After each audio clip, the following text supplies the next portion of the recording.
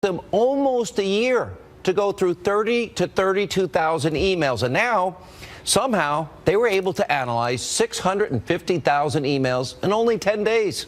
Now, any logical person can see that simply does not make sense. What about the fact that Comey's own agents say there's a 99% chance that up to 5 foreign intelligence agencies hacked the server and stole the emails? In other words, national security secrets.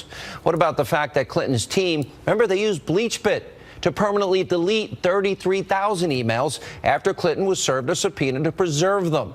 Are we really supposed to believe that all of those thousands of deleted emails were really about yoga, a wedding, a funeral? Oh, and by the way, emailing with Bill Clinton, who doesn't email? Well, what about the fact that WikiLeaks shows that the Clintons' own staff, they said they didn't think she turned over all work-related emails? What about that? What about the New York Post reporting that Clinton had her housemaid, who obviously doesn't have a security clearance, she printed out classified documents? And why didn't Comey mention anything about the ongoing year-long investigation into this pay-to-play scandal at the Clinton Foundation? How dumb does he think we are? Now, as an American, you should be outraged tonight. James Comey, frankly, should be ashamed of himself. I know a lot of rank-and-file FBI agents are. Now, here's why. Let's start with Hillary Clinton. Now, she has changed her story on her server countless times. Hillary, in her own words. The laws and regulations in effect when I was Secretary of State allowed me to use my email for work. That is undisputed. It clearly wasn't the best choice. And I take responsibility for that decision. I thought it would be easier to carry just one device for my work and for my personal emails instead of 2. iPhone or Android? iPhone. Okay, in full disclosure, BlackBerry. and a BlackBerry. I believe I have met all of my responsibilities, and the server will remain private. In order to be as cooperative as possible, we have turned over the server. They can do whatever they want to with the server. I am confident that I never sent nor received any information that was classified at the time it was sent and received. So that leaves the 100 out of 30,000 emails that Director Comey testified contain classified information. I did not receive anything that was marked as classified. Director Comey said that only 3 out of 30,000 had anything resembling classified markers. You were the official in charge. Did you wipe the server? What, like with a cloth or something? No. Well, no. We turned over everything that was work-related. Every single thing. Just like she lied about Benghazi, she lied and lied and lied again and again about the email server. And by the way, it wasn't cleaned with a cloth. No, it was cleaned with BleachBit, pretty much acid wash, so God himself couldn't recover them. Now, Hillary Clinton has tried to convince everyone she didn't break the law. But back in July, when James Comey went before Congress, he admitted, that's right, your presidential candidate, Hillary Clinton, flat out lied to you. Secretary Clinton said there was nothing marked classified on her emails either sent or received. Was that true? That's not true. There were a small number of portion markings on, I think, 3 of the documents. Secretary Clinton said I did not email any classified material to anyone on my email. There is no classified material. Was that true? There was classified material emailed. Secretary Clinton said she used just one device. Was that true? She used multiple devices during the 4 years of her term as Secretary of State. Secretary Clinton said all work-related emails were returned to the State Department. Was that true?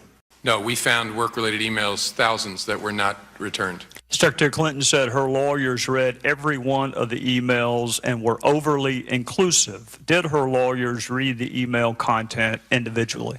No. Just some perspective as you listen to the lies that Comey said she told you. Just the mishandling and destruction of classified information. They're both crimes. So what happened today? Was James Comey, was he pressured by President Obama's Department of Justice to reach a certain conclusion? Do they have something on James Comey? Now, reports have said that the DOJ has been stonewalling the FBI investigations into the Clintons. Or is it because Bill Clinton worked out some sort of deal with Loretta Lynch when they met on a private plane for over 30 minutes just before they announced their decision? Or is it because President Obama He's directly tied to Clinton's private server. Now, keep in mind, the president lied also when he claimed he first learned about the server from news reports.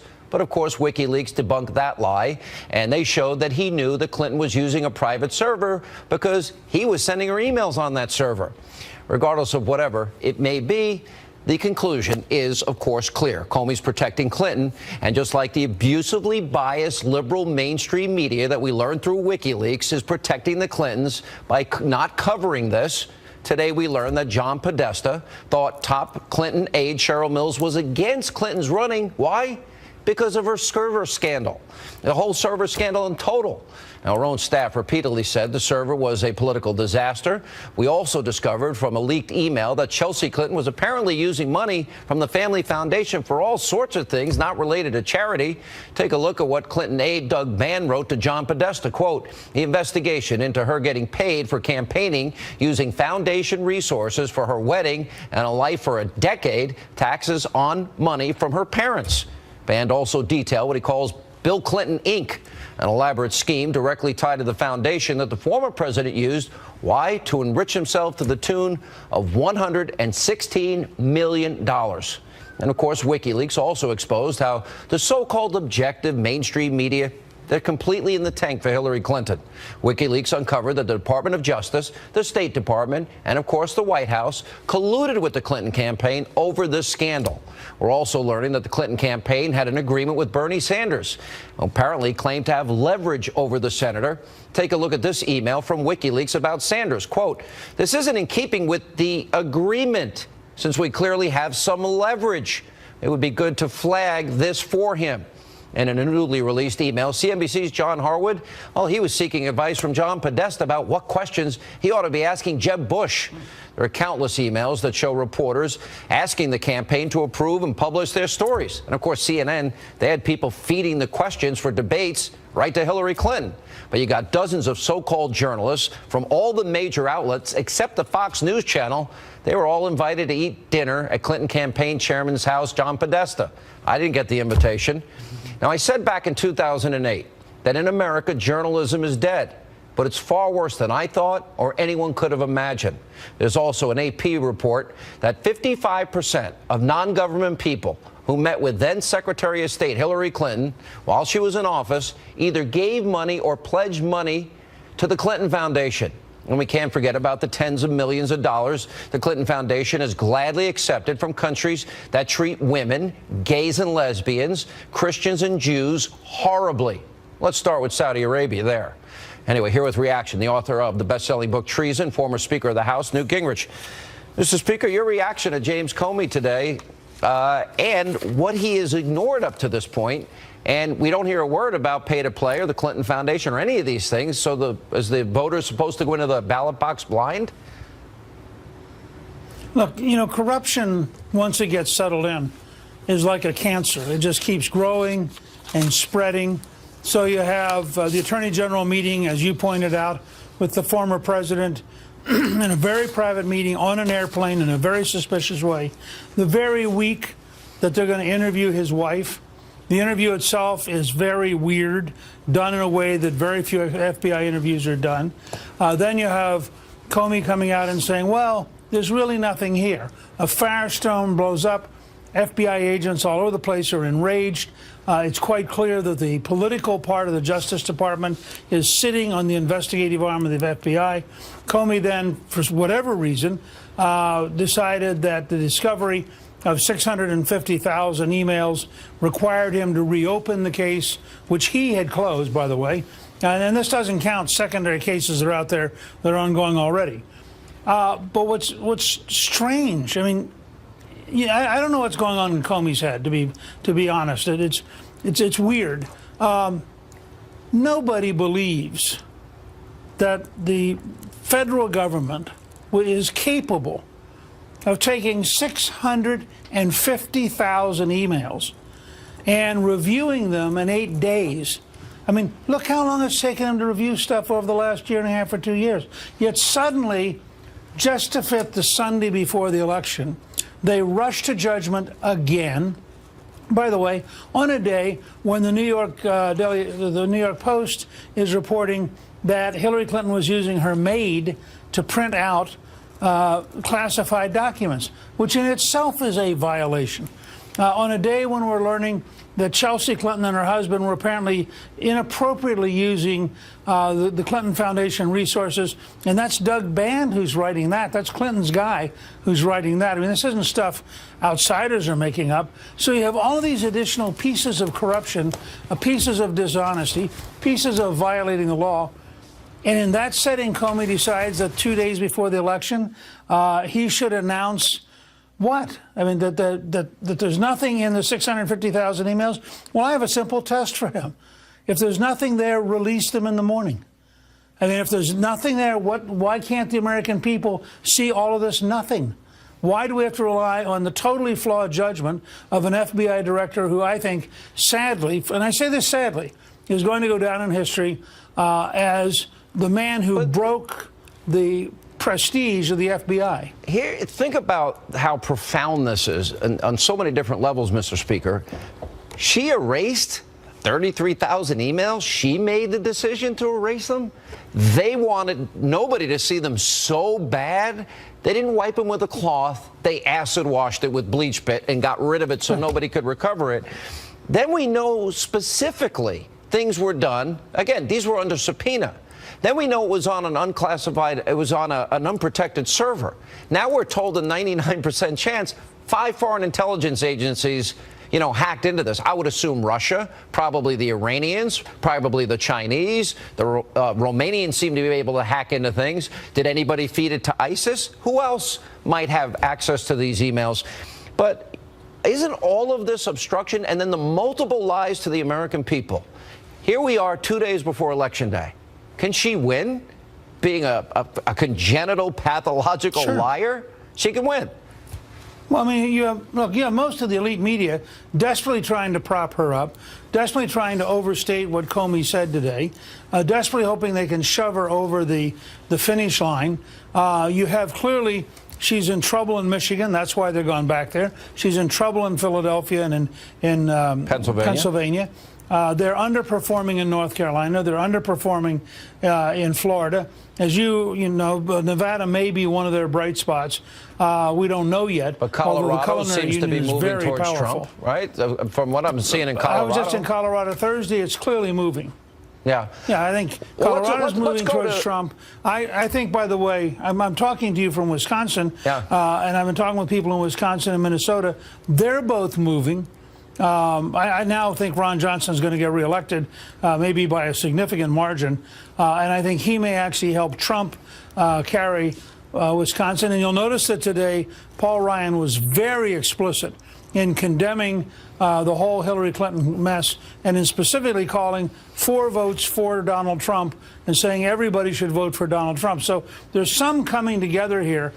Between which matters a lot of them to join the party in Wisconsin. All right, but that's a different story for November 9th. I agree. I saw his statement, and I agree. All right, I want to go over the path for Donald Trump to 270. More with Newt Gingrich right after the break, and we are also awaiting Donald Trump. He has a rally in Pennsylvania tonight. We'll bring that to you when he takes the stage. Kellyanne Conway, Rudy Giuliani will be here, and much more of the special Sunday edition tonight of Hannity. All right, Donald Trump, as you can see, about to take the stage at a rally in Pennsylvania, which is now apparently in play. And back with us, former Speaker of the House, Fox News contributor Newt Gingrich. Let's go to 270. Let's say he gets every state that Mitt Romney won, and then let's say he picks up Iowa, holds North Carolina, gets Ohio, gets Florida, maybe picks off Nevada. If he can't, some reports out there, some well-known pollster there says there's no chance. All right, but Colorado may be in play. And then if he gets New Hampshire and Maine's 2nd congressional district, well, if he got Colorado, that's 3 more electoral votes than Nevada, he'd get to 270. And Michigan and Pennsylvania, do you really believe they're in play? Do you really believe potentially Minnesota's in play? I believe potentially Minnesota, where Trump beat Hillary in a statewide high school poll that involved over 77,000 students, and where he was running up crushing margins in rural Minnesota and northern Minnesota.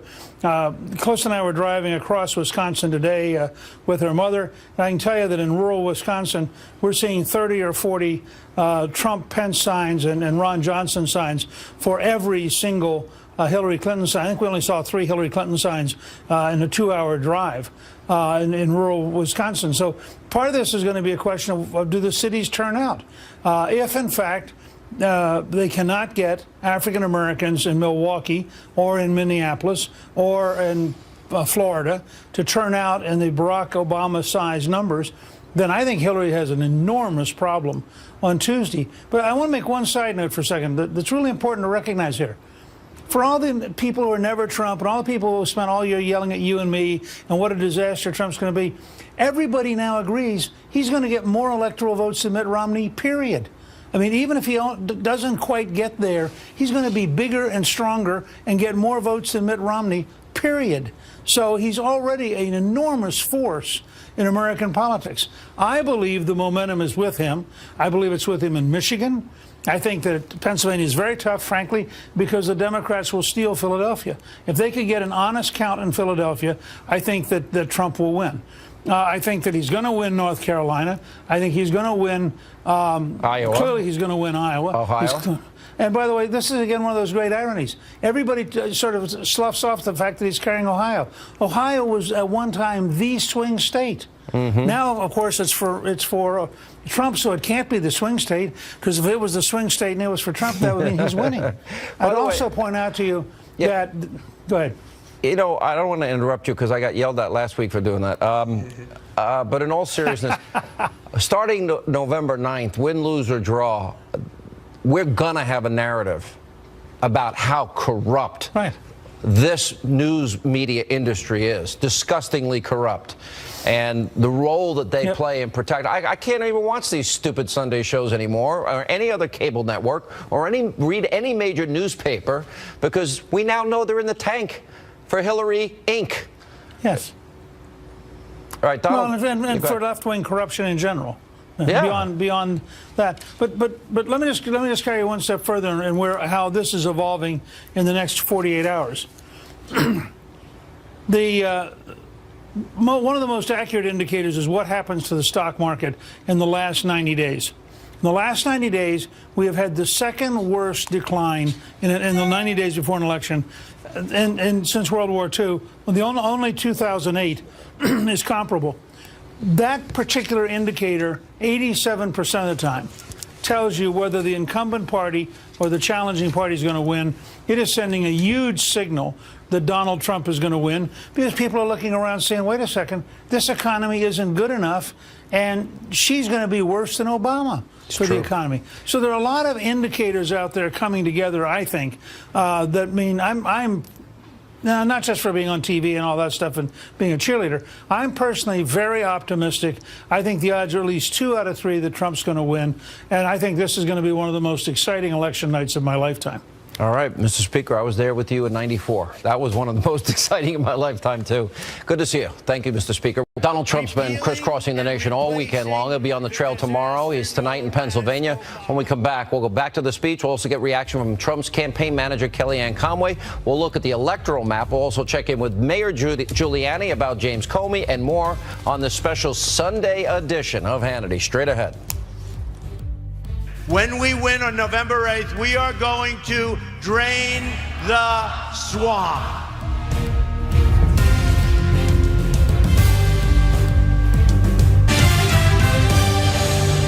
Going out and voting, it's your last chance. It's your last chance to make our country truly, truly, truly great again. We have such potential. My contract with the American voter begins with a plan to end government corruption and to take back our country from the special interests. When we win on November 8th, we are going to drain the swamp.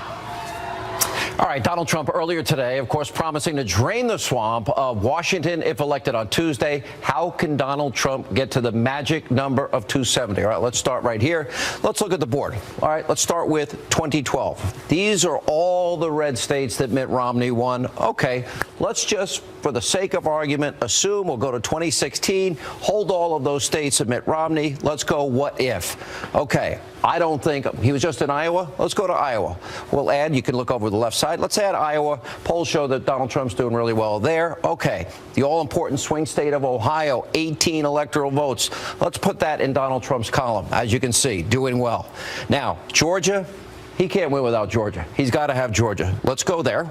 We'll give him the 16. Polls show he's up there. Now, North Carolina, little tougher, but I'm saying Donald Trump's going to get the 15 electoral votes in North Carolina. Now we get to a harder. We're at 219 to 201 for Hillary Clinton.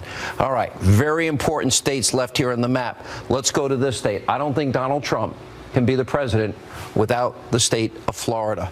Put that in his column. He's up to 248, getting closer to 270. How does he get to 270? A lot of different ways. One of the ways is, okay, this is Nevada. We'll put it right there. That's in Donald Trump's column. Now he's at 254.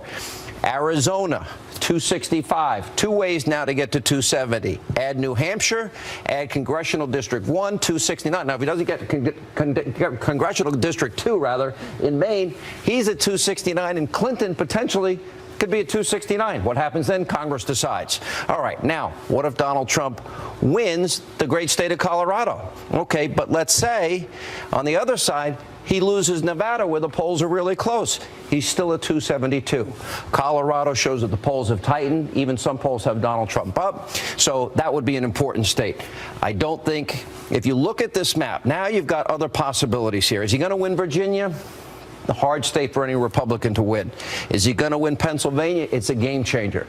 Donald Trump wins the state of Pennsylvania, it's game over, especially if he gets Florida. Now, let's just say for a second, he loses Florida.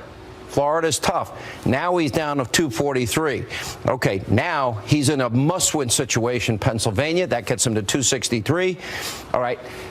This would get him to 269, and then the one congressional district. So Nevada would get him there.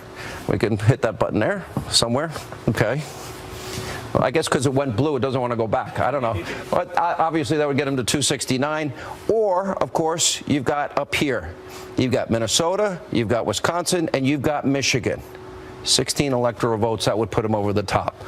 Bottom line is, you've got Florida's tight, you've got Pennsylvania's tight, you got North Carolina. I think that's going Trump. Ohio's going Trump. I think Iowa's going Trump. Nevada is up for grabs. Colorado is up for grabs. I think Michigan is up for grabs, and it's really up to you at this point.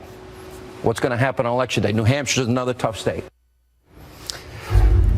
All right, here with reaction, Trump campaign. Do you like how I did that? It's really I had to do that and walk over here. I think you have a future in polling, Sean. Great, well, that's your business. How are you feeling? I feel great, and what you just showed demonstrates we probably have about at least 6 routes to 270. That's not always been the case, but momentum, enthusiasm, they sound like intangibles. They're actually very empirically proven, very tangible. You see these crowds. You see people in all these states, including states like New Mexico, Minnesota, thought to be out of reach for a Republican candidate, Sean, and yet he shows up there and the crowds just pour in. In Minnesota today, people were abandoning their cars a mile away from the venue. Wow. We posted, we made the event live, and 18 hours later, we had 21,000 RSVPs for an airplane hangar that holds about 4,500 comfortably. I heard there were more people outside than inside. That's usually like 3 the case. times the amount of people. We like to say, for somebody who doesn't play an instrument or a sport, Donald Trump can really pack him in. But it's a serious point. When you're going through the map and you are even talking credibly and plausibly about states like Pennsylvania and Michigan and Colorado and New Hampshire, these are states that President Obama carried twice with well over 50% of the vote. Hillary Clinton is nowhere near there. We've been talking for months on this show and elsewhere about her being the 46% gal. She just can never really bust through that ceiling. That has been your argument for a long time.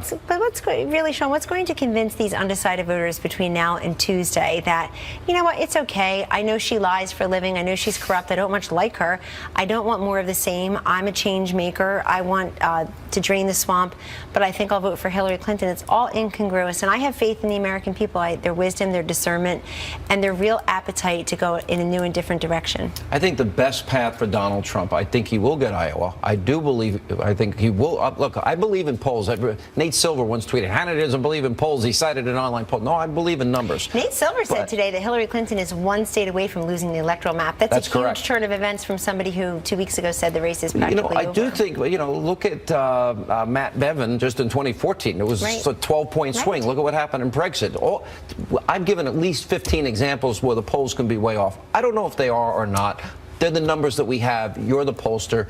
But if we're going by polls, he will win Iowa. He will win Ohio. If we're going by polls, I think he will win North Carolina. Very tight as always in Florida. Always. It's Florida. Where are you? I mean, in Florida, look, in 2000, George W. Bush, as we all know, was separated by 527 votes in Florida with Al Gore. And George W. Bush's brother was the governor of Florida. George W. Bush had been the nominee for 2.5 years. The field had been cleared. He had all Republicans for him, all the establishment, the infrastructure. We don't have that. How do you feel about the early vote in Florida this time? I'm feeling better. We get these daily reports, and I was going over the numbers today. Actually, we had a press call about it. Plus 100,000, right? Exactly. So we feel good as to compared to where the Republican nominee was in 2012. And plus over 100,000 in North Carolina. Correct. Absolutely. And North Carolina is always a day of vote for Republicans. Governor Romney carried the state in 2012, but he was trailing badly in the early vote. Right. And as was Tom Tillis, the Senate candidate in 2014, who defeated incumbent Kay Hagan in North Carolina. So we know that's a day of vote. What do you think, either Colorado or Nevada? We hear in Nevada there was a very heavy Hispanic turnout in early voting.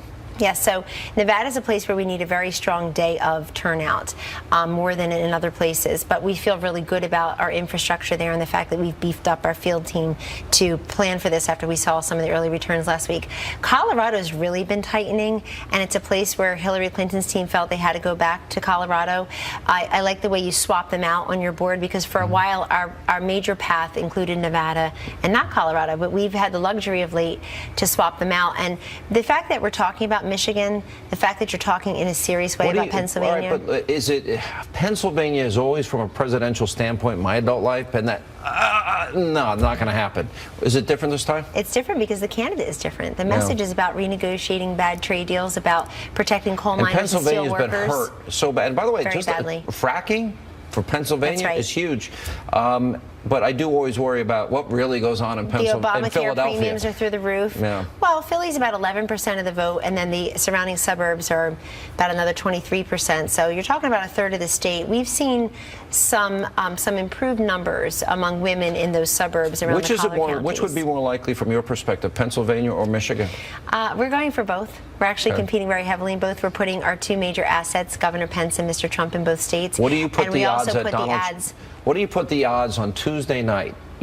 Our audience here is Fox News projects that Donald J. Trump will be the 45th president of the United States. What are the odds? The odds are about 54% at this point. We've got them on the run. They rejiggered their whole schedule based on what we did. 54% ought to scare everybody. That means there's a 46% chance she could win. The biggest liar, most corrupt person on earth. It was actually this morning, I was having a conversation with Mr. Trump, and he said something about Brexit. And I said, no, you keep talking about Brexit. This is the Trump effect. There's a big difference. You keep on crediting these other movements. And this is actually the Trump effect, because Brexit isn't filling up these hangars and getting people all excited. And the other thing we're seeing in early voting. I hear the food is like really top-notch. KFC, McDonald's. Oh, my God. I There's no beer on the plane. There's no beer on the Trump plane. What's up with that? No wonder we haven't seen you there. Yeah, exactly. Now we know.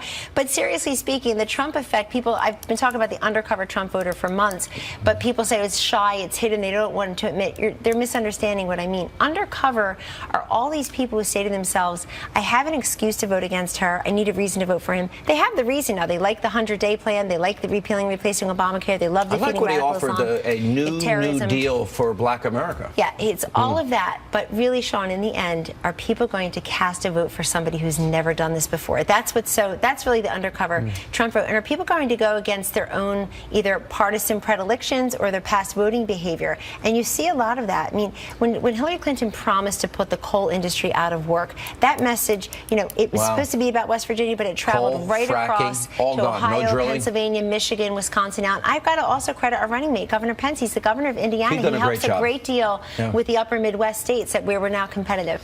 All right, it's going to be a busy night. I'll see you on Victory Night. Thank you.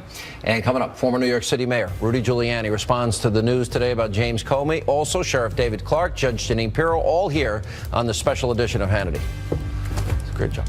Now it's up to the American people to deliver justice at the ballot box on November 8th.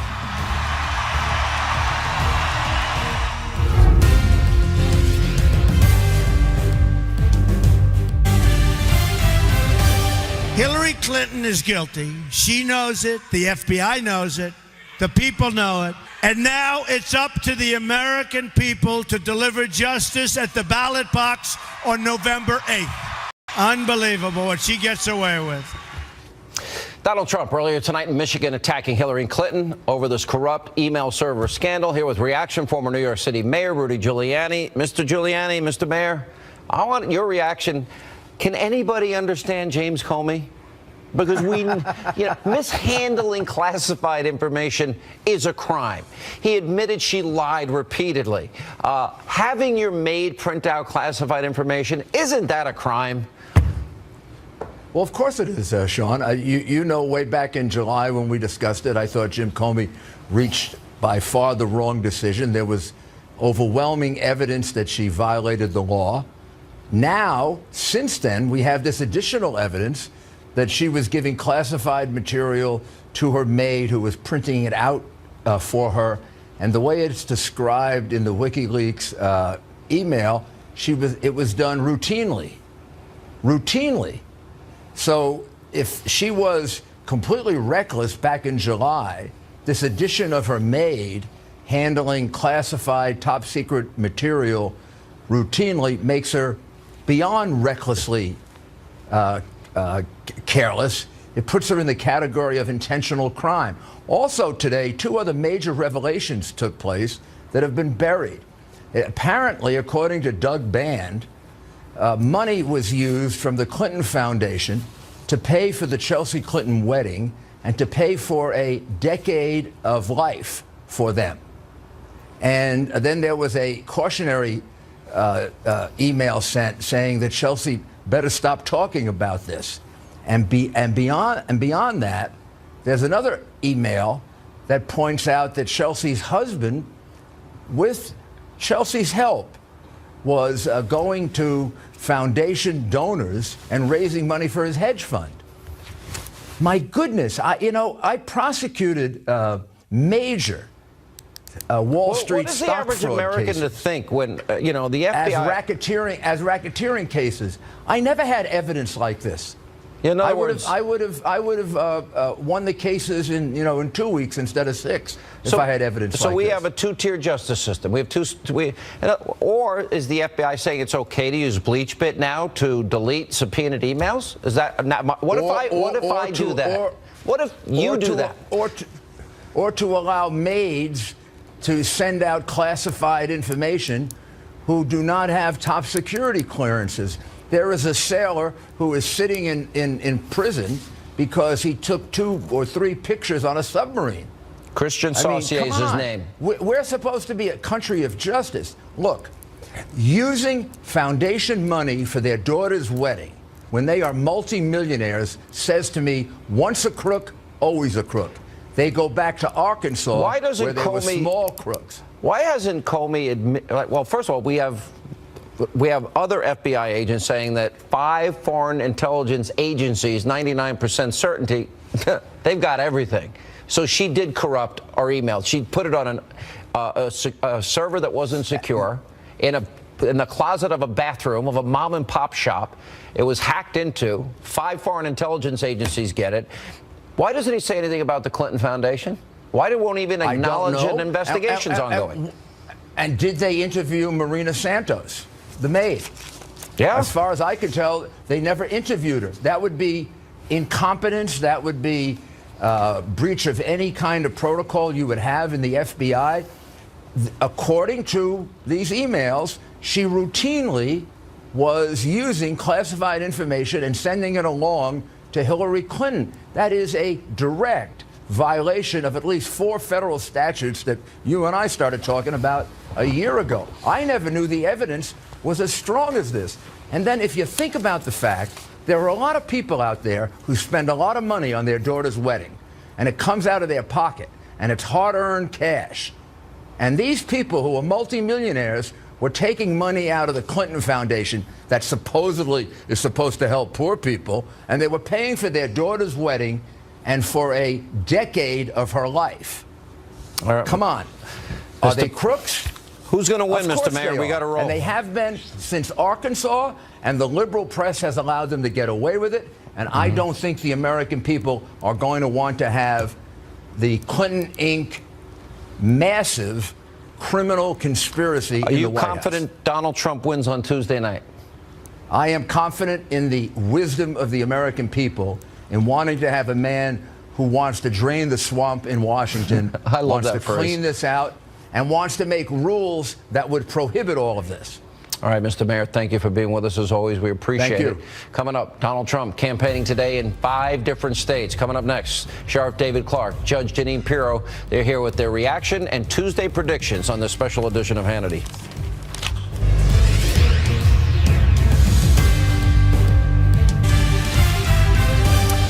And welcome back to Hannity. So only 2 days to go. Donald Trump campaigning today in 5 different states. He's headed to Virginia right now, and he has one more stop even tonight. Joining us with reaction, Milwaukee County Sheriff David Clark, the host of Justice, Judge Jeanine Pirro. Sheriff, where do you see it now? I still see the wind at Donald Trump's back. Look, I've been in 7 different cities in 5 different states over the last 3 or 4 days on behalf of Donald Trump, and I'm seeing a very energized and motivated electorate. They can't wait. Many of them have already taken advantage of early voting, but they can't wait, those that haven't, to cast their ballot for Donald Trump. All Donald Trump has to do right now is close the deal with the American people. They want to vote for him. Look, I haven't seen somebody work this hard for president in the last 25 to 30 years. He's out hustling Mrs. Bill Clinton right now, and I still believe that he's going to be the 45th president of the United States based on the energy and the motivation of his electorate, and that's what you need at election time. What do you feel, Judge? You know, I think that Donald Trump has hit at issues that politicians haven't talked about, whether it's immigration, the refugees. People believe that he can deliver jobs. And I think that as long as Donald stays on message for the next 48 hours, I think that people understand. You mean not go on Twitter in the next 48 hours? Yeah, as long as they take that BlackBerry or that iPhone away from him. Look, I agree with Sheriff Clark. I think that Donald Trump has hit a note with the American public all over this country. What do you make of what happened today with James Comey? You know what? I don't think people care about that anymore. I think people think Washington is corrupt. They've had it with Washington. He says yes, he says no, he says maybe, he says reckless, he says there's prima facie case, maybe there isn't, maybe there. Nobody cares anymore. Everyone has made up their mind. We do know she's a liar. We know she's corrupt, and she knows she's self-enriching. You know what we know even more than that? We know she broke the law. A pervert has our classified information on his laptop, and who else has it? We don't know. But I don't have time for that. What I do have time for. 5 foreign national intelligence agencies hacked that email. 99%. Well, there's no question about that. But let me ask you this: if WikiLeaks, go ahead, you take over the show. Welcome to Justice with Judge Jeanine. You go ahead, take over. But if WikiLeaks, I'm a potted plant here. Why do I ask your own question and answer it? I'll be quiet now. No, I'm kidding. You want to know? Okay, if WikiLeaks can get all of the White House, everybody, all of the senators, Secretary of State, you know that WikiLeaks has our classified information too. And so do the Russians, and so do the Iranians, and so do the Chinese. You know, I know you work in the rule of law, Sheriff, and it's clear what she did, having a server mishandled, deleting, obstructing, all of this is a crime. Would I not be in jail today? Would Judge Jeanine not be in jail today? Yeah. Would you, Sheriff, not be in jail today? We don't have